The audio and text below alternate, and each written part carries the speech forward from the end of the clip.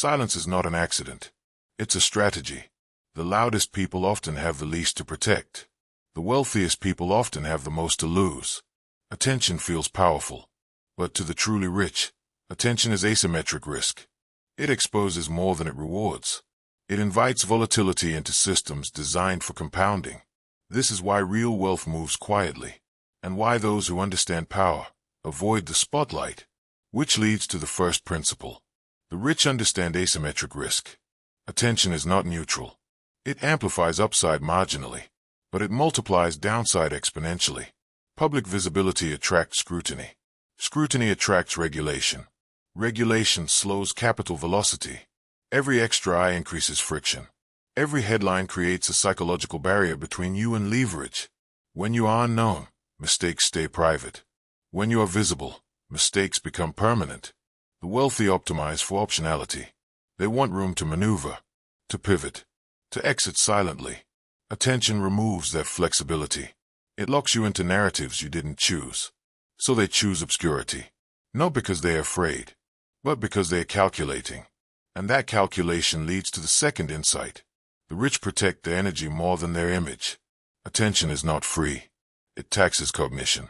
It fragments focus. It invites noise into decision-making. High-level wealth creation requires deep work, long-time horizons, clean thinking. Attention disrupts that environment. It introduces performative pressure. You start optimizing for applause instead of outcomes. This is where many fail. They trade long-term compounding for short-term validation. The wealthy don't confuse visibility with value. They know attention feels productive, but often produces nothing. Energy is finite, so they guard it ruthlessly. And once energy is protected, something else becomes possible. They can play a longer game. The third principle is patience through compounding. Real wealth compounds in silence. Relationships, reputation, capital. Compounding requires time without interruption. Attention interrupts. When the world watches you, you feel pressure to accelerate, to show progress, to prove momentum. But acceleration increases error rates, and errors compound negatively. The wealthy prefer invisible growth. They allow small advantages to stack quietly. They understand that the biggest outcomes arrive late, after boredom, after obscurity, after doubt. Attention tempts you to harvest too early, to cash in before the system matures. The rich wait. And while they wait, they build leverage. Which brings us to the fourth idea. Leverage works best when unnoticed. True leverage is fragile. It depends on trust, timing, and perception. When leverage becomes visible, it attracts interference. Competitors react. Institutions respond. Rules change. The wealthy deploy leverage subtly. They don't announce positions. They don't signal moves. Silence preserves surprise. And surprise preserves power. Public attention forces transparency. Transparency reduces strategic advantage.